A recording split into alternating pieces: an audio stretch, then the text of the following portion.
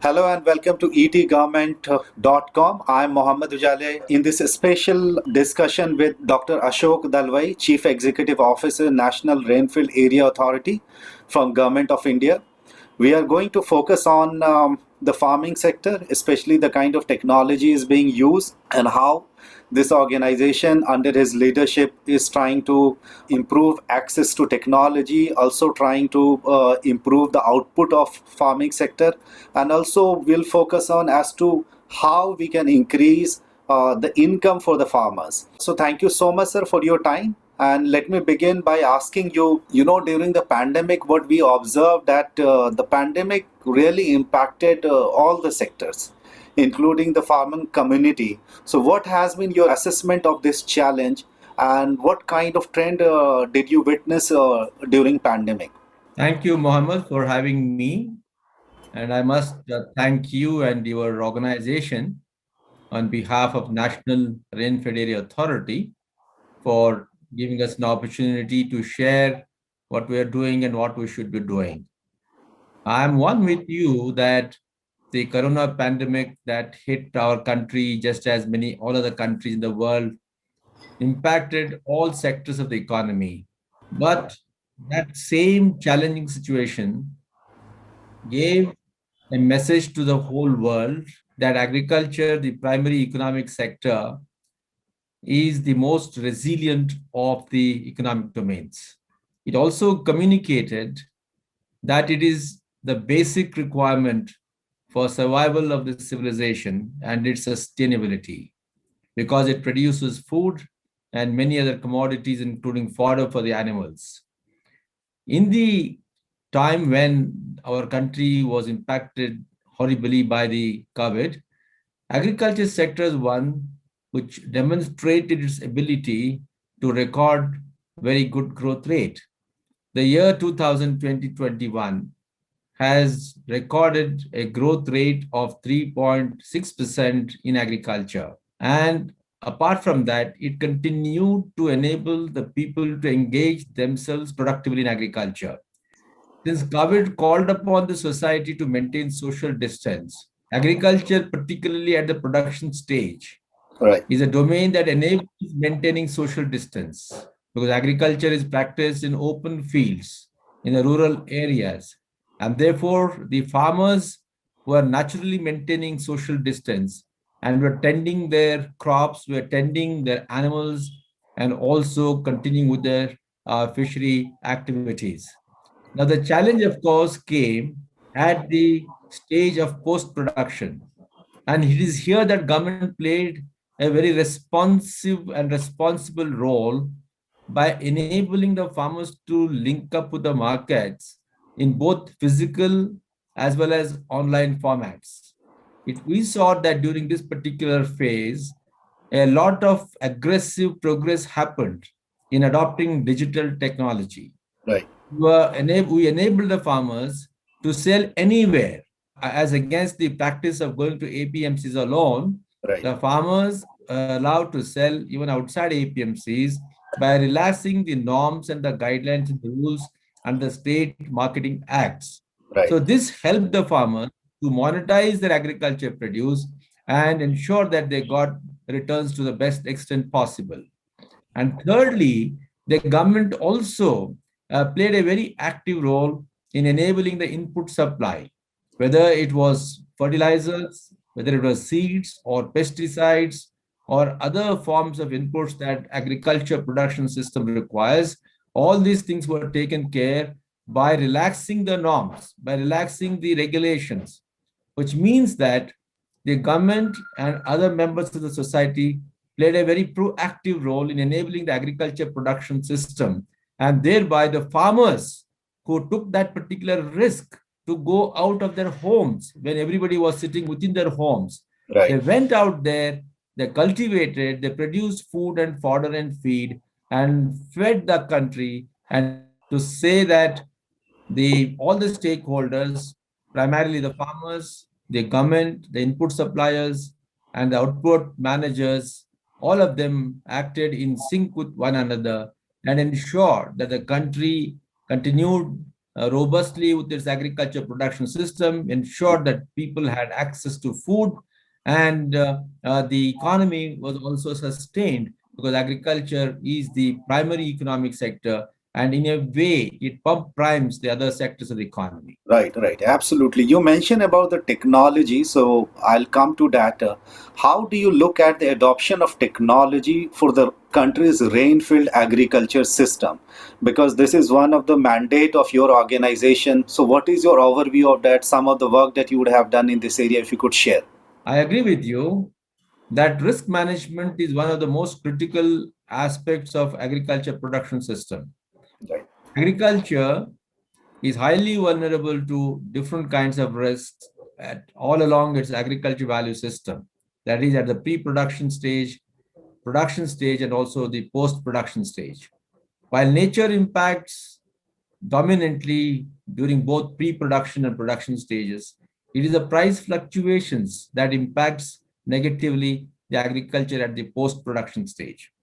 While agriculture as a whole is vulnerable, rainfed agriculture is much more vulnerable. The reason being that the rain-fed system does not have access to dependable sources of water. Second, rain-fed regions lie in poorly endowed regions, that means with low rainfall and sometimes highly erratic rainfall patterns. And then the soils also may not be as healthy as they could be in other regions. And added to this natural complexity is the compounding of the problem that arises from the poor economic status of the farmers. The farmers in the rain-fed regions are extremely poor in terms of their financial capabilities, and therefore their ability to respond to the risks that arise from different aspects of agriculture becomes that much more challenging. Hence, technology adoption, I think, is the key. Now, when we talk of technology and risk management in rainfed agriculture, the purpose is to share advanced information, advanced knowledge, so that they are able to respond and negotiate with a view to minimizing the production loss and the income loss. To take a concrete example, if we are able to share long-term and short-term rainfall patterns with the farmers, then the farmers know the stage of the crop and what the rainfall absence or poorer rainfall status is likely to have on their crop production stage. If, for example, the crop is at a very critical stage of grain filling stage, when we do require some water or rainfall, and if we predict that there's not going to be rainfall, then the farmers probably will take some alternate measures of ensuring that minimal water is provided to the crop and save and see that the productivity is good. Hence, the risk management by adopting different technologies becomes that much more important, whether it is weather forecasting, pest forecasting, disease forecasting, or soil health management through analysis of the soil nutrient status, or sharing the price forecasting or the price information. All this advanced information, I think, capacitates the producers, farmer producers, to be ready to face the challenge. And therefore, in rainfed agriculture, technology plays a very critical role. Right. Dr. Dalwai, we also noticed that over the past few years, there has been a lot of focus of Niti Aayog and the central government on promoting startups, especially in different areas, agriculture, defense, technology, and all. And especially in agriculture, agri-tech startups have also grown in the country over the years. So I would like to understand from you what impact they are likely to have on the agriculture sector.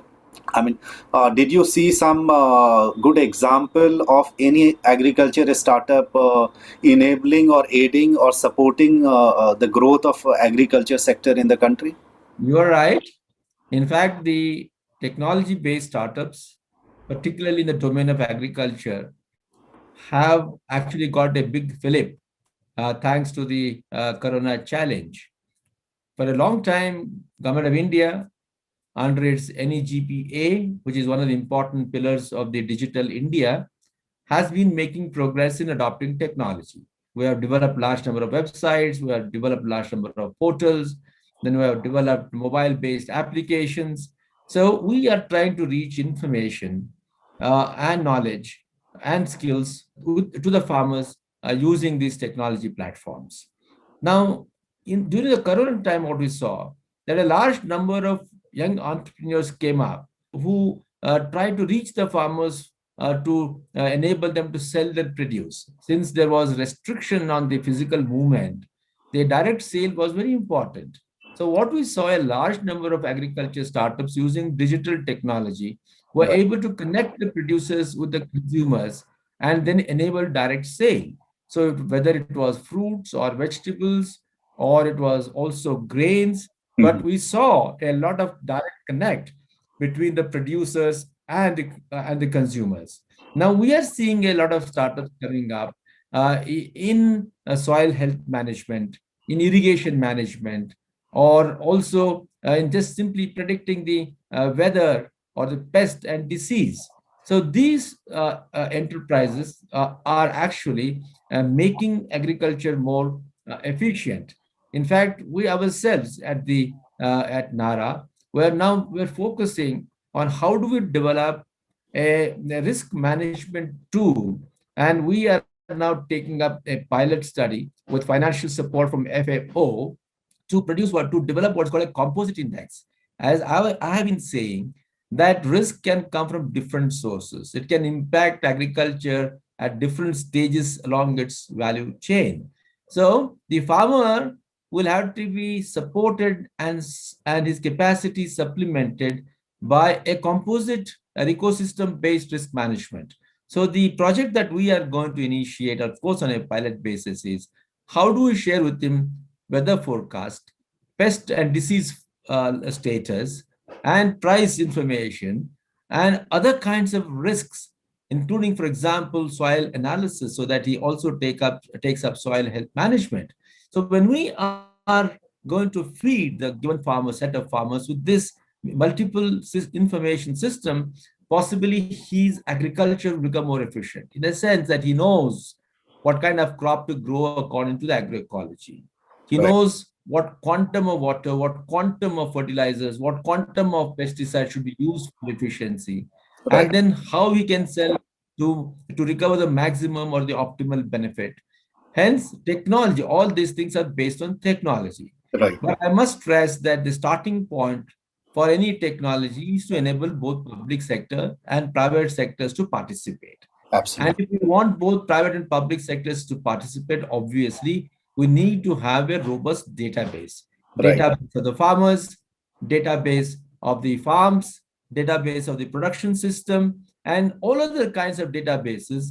And when these databases are built on standardized structured basis, then Right. we will have a commonality where everybody can then access them, because then it becomes feasible to build what is called an open architecture, an Right. interoperable architecture.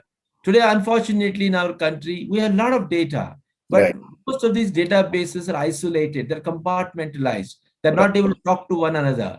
We should be able to bring them on a common platform, create cross database intelligence such that we are able to make meaning out of the mass of dispersed sets of data. I think Right. that's what is the way forward. Absolutely. Absolutely. I completely agree with you. There are a lot of data available, but those are put in place in silos. And we need to create a platform where all data could be combined, and possibly we are able to drive some meaningful conclusion and help us in creating a right set of policy and framework, which ultimately help us delivering great citizen services. Now I'll come to the Rainfield Area Development Authority that you are leading. If you could share with us some of the key initiatives that you have taken over the last few years, and what are your key future plans, possibly one or two plans you can share with us. Yes, Rainfed Area Authority is primarily meant to develop knowledge and technologies, promote policies, promote advocacy, so that we are able to reorient the policies of the government vis-a-vis agriculture. And since rain-fed agriculture is dominant in the country at 52% of the net cultivated area, and it is this rain-fed area which is lagging behind vis-a-vis the irrigated systems, from the perspective of the welfare of our farmers, and the agricultural growth across the country, focus on rainfed systems becomes that much critical. And having identified certain issues, what we have now done is that first is we have developed new guidelines for watershed project for the Ministry of Rural Development, which is in charge of the watershed projects. And we all know that watershed approach is the most comprehensive approach to soil and water management and sustaining agriculture, particularly in the context of climate change. So we have redeveloped what are called as watershed and springshed development guidelines, and with a greater focus on biological interventions, agronomic practices, and the human resource development, and handed that over to the Ministry of Rural Development, who are expected to take that forward. And second one is that since we need to prioritize the vulnerable areas, for example, the drought-prone districts across the country need to be prioritized apart from identifying. So we have developed what's called a composite index based on natural resource index and human resource index, which will enable to prioritize all the 670 rural districts in the country. We have left out the urban districts because agriculture is not important there.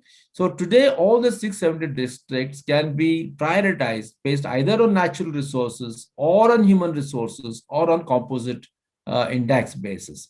That will help not just Rainfed Area Authority, not just Ministry of Agriculture, but all other departments and ministries who are concerned with various aspects of the rural development to take up the districts based on availability of the resources and priority. Third one is we have initiated at least 8 small projects across the country to test different models or framework, which can become universal. So to begin with the help of FAO under the technology projects, we have now in Odisha state, in a district called Nuapada, we are testing what's called a landscape-based sustainable agriculture. The purpose being that all uplands where paddy is common but is extremely vulnerable, can you have an alternate production system which is much more sustainable and also improves the incomes of the farmers. And the second one is that knowing that sugarcane in our country is a very important commercial crop, but unfortunately it is being grown not just in the well-endowed regions like Uttar Pradesh, but it's also being grown in highly vulnerable areas of Maharashtra, Karnataka. We have now taken up a project to see if sugar beet can be a supplementary crop or an alternate crop in certain areas to sugarcane, because we believe that sugar beet is more water use efficient and it also has a high sugar content, and therefore can it therefore supplement the sugarcane, because many a time sugarcane is not sufficient to run the sugar factories for all the 12 months in a year. So with the Vasant Dada Institute of Sugar at Pune as anchor, we are working in Maharashtra and Karnataka to test sugar beet. And for our Nuapada project in Odisha, it is Vasan, a very well-known NGO, who is our anchor. Thirdly, because we believe that animal husbandry is as important as crops in rainfed areas. In Rajasthan, where the migrant small ruminants like sheep and goat are very popular, but we have seen, just like many watersheds which have got degraded, the traditional pasture routes where these migrants walk over for hundreds of kilometers every year have also got deteriorated. Their pasture lands have been encroached. That have become very substandard. Water bodies have been lost. So we have taken up a small project with the support of an NGO called Urmol in Bikaner district. How do we revive these things and also provide facilities, including for marketing to the owners of the small ruminants? And then going forward, we are also now testing a digital platform. As I told you, I talked about composite ecosystem-based approach. So with support of FAO and with SkyMet, a private agency in the weather forecasting system as the anchor, we are now developing a model or a framework for risk prediction. And we hope that based on the success of this, we should be able to scale it up further. And I'm also very happy to share with you that since the government is very focused, and particularly, as you know, Honorable Prime Minister has been always talking about diversifying agriculture into agroforestry and the like. We are now seeing how we can actually incentivize the farmers Right. to adopt agroforestry as any other commercial crop. Once he grows different forestry species on his farm, if he is not able to sell them just like his other crops, then he will not find any incentive. Right. So with support from two institutions, Indian Institute of Forestry Management and the Central Agriculture Agroforestry Research Institute, Jhansi, we are developing models which includes delineating and building tradable parameters so that the farmers who grow these species are able to sell them on online platforms because they have certain parameters, tradable parameters, and also in physical format. So Right. there are many projects that we have taken up like this. We are working with a number of institutes. For example, we are also taking up a genetic mapping of the neem species, neem tree, because neem is very important. It's got medicinal values apart from being a very important source for coating of urea. Right. So we have given this responsibility to one of the ICAR institutes to do a genetic mapping, the Agroforestry Research Institute of ICAR, who are doing this particular job. So there are a number of projects like this that we have initiated in different parts of our country. And we hope that based on the learnings from this, we should be able to scale them up and thereafter share the policy recommendations with the government so that they would be able to adopt them as universal applications. So Right. these are some of the few things that I am happy to share with you. Right. Dr. Ashok Dalwai, thank you so much for your time. You really spoke quite well on the pandemic challenge that pharma sector has faced and the way they have mitigated this challenge. Also, the impact of technology that could positively impact our farm sector. Also, the role of agri-tech startup, which actually can help in deliver good services, deliver more yield by farmer. Also, some of the initiative taken by your organization, and so those some of the things that you are planning. So we once again, on behalf of ETGovernment.com, thank you so much, sir. Thank you for your time, sir. Thank you very much. It was a pleasure talking to you. And I'm once again grateful to you on behalf of our organization, the National Rainfed Area Authority. Good Thank you. day to you. Thank you very much, Mohammed. Thank you.